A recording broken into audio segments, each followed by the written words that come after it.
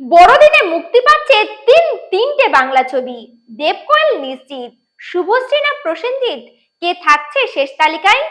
এই বড়দিনে একসঙ্গে তিনটি বাংলা ছবি মুক্তি পেতে চলেছে। দেবের প্রজাপতি 2, কোয়েল মল্লিকের মিতিন মাসি এবং হয়তো শুভশ্রী গঙ্গোপাধ্যায়ের লহ গৌরাঙ্গের নামরে, নয়তো প্রসেনজিৎ চট্টোপাধ্যায়ের বিজয়নগরের হিরে।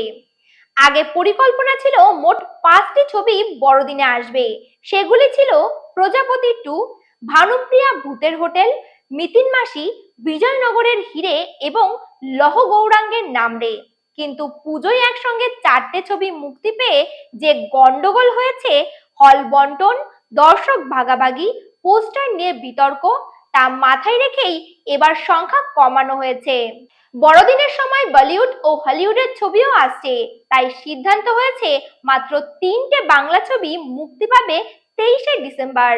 মিমি চক্রবর্তী, সোহম মজুমদার বা বনি সেনগুপ্তের ছবি এবার বড়দিনে নেই।